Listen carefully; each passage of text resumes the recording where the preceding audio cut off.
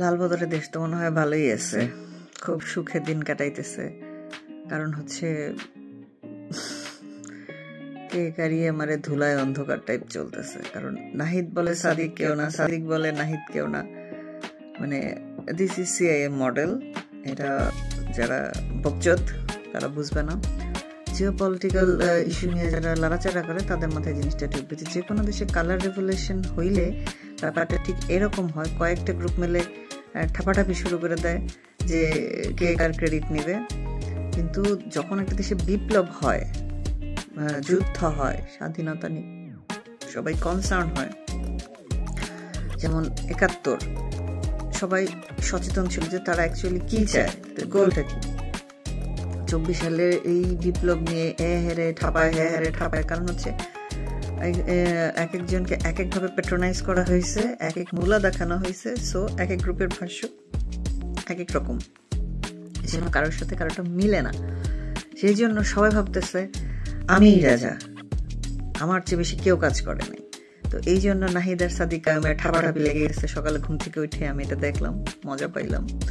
তো আজকে আমি সাজুগুজু করে আসছি। এটা আপনাদের মনে হইতে পারে যে আপনাদের কমেন্টে দেখে আমার কাছে মনে হয়েছে সাদার সরি, আমার এত হগায় কারণ নাই।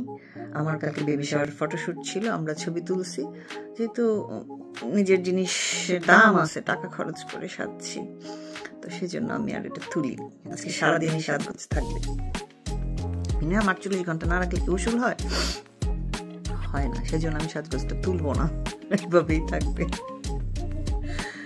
আচ্ছা, যেটা বলতেছিলাম, এনসিপির আমাদের জামাতের বিসি whatever the team is, জামাতের টিম, তাদের পদযাত্রা শেষ করার পরে আমাদের সেনাবাহিনী থেকে অ্যানাউন্স আসছে আনঅফিসিয়ালি যে তারা আর এদেরকে প্রোটোকল দিবে না। অনেকে এটা নিয়ে কনফিউজ, প্রোটোকল দিবে না ব্যাপারটা কি? প্রোটোকল দিবে না বলতে কাহিনী হচ্ছে তাদেরকে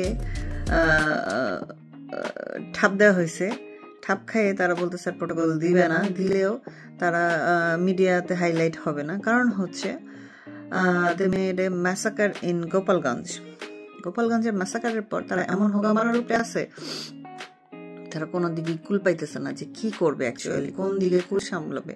শ্যাম রাখি না কুল রাখি টাইপ অবস্থা তাদের।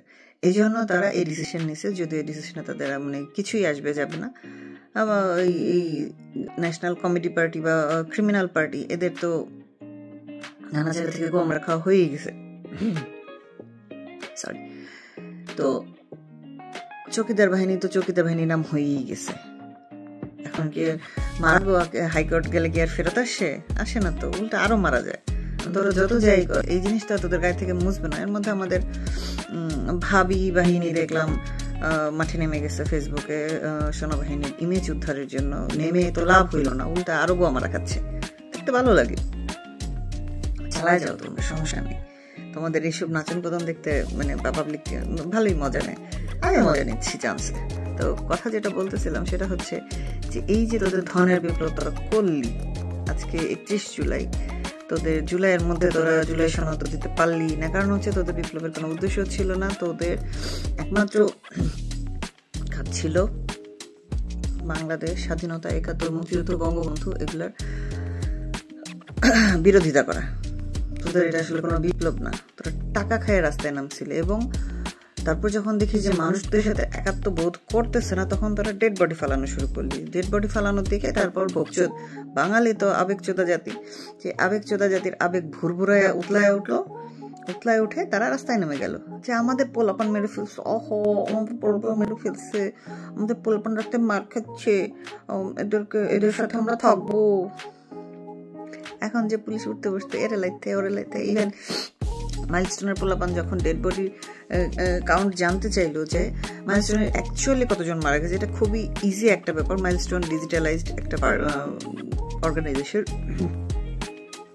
সেখানে তাদের টিচারদের যেরকম কি জানি বলে ডিজিটাল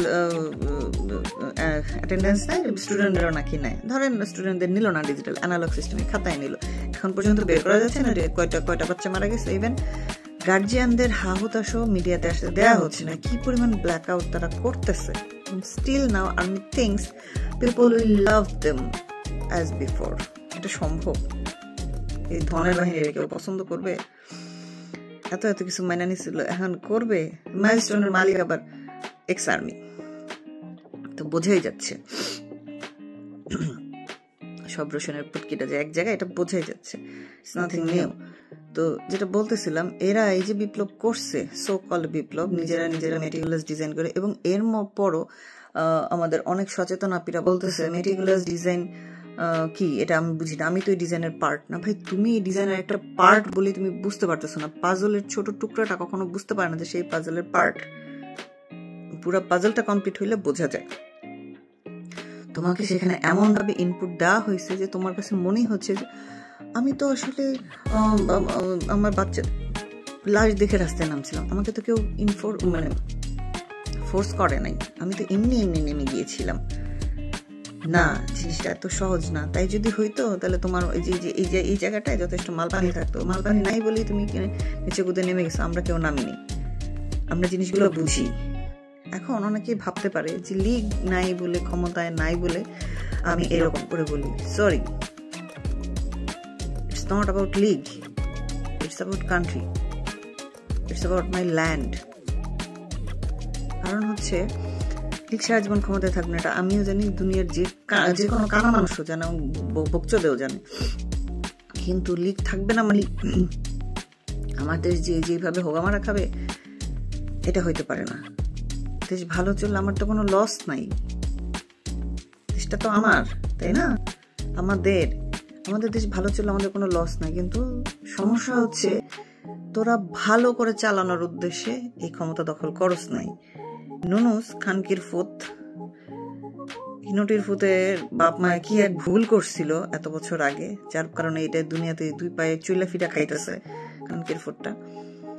সে কোনো অর্গানোগ্রাম বুঝে না, সে চালাইছে সারা জীবন এনজিও। আছে, ঠিক আছে, ধরে নিলাম সে এনজিও চালাইছে, সরকার বুঝে না, বুঝতেই পারে, কেউ মার্কেট থেকে সব শিখে আসে না। বাট সে সারা জীবন নিজের ইমেজ উদ্ধারের জন্য যে পিআর টিমের হেল্প নিয়ে নিজের মার্কেটিং করে বেড়াইছে, সে দেশের কোনো কাজেই আসে না। সে নিজের পার্সোনাল প্রফিটের জন্য আসছে।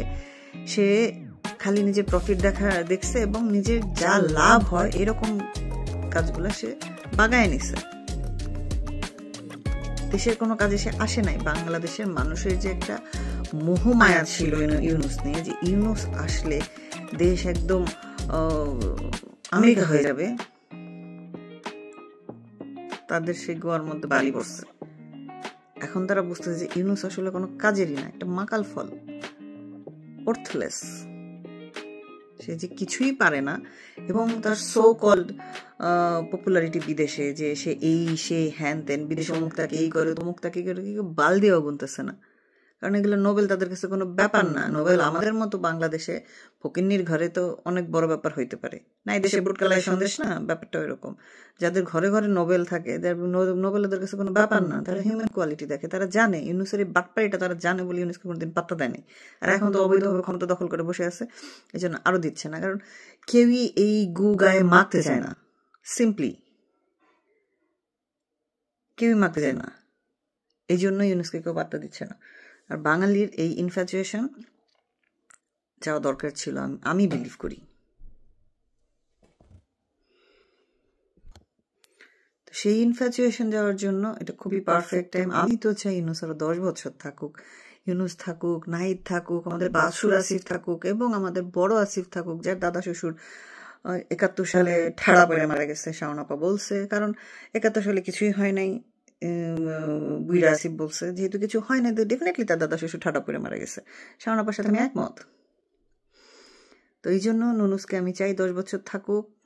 বাদশুর আসিফ কুমিল্লায় চাষের রাজ্য কায়েম করুক, সেই হবে, ভাল লাগবে।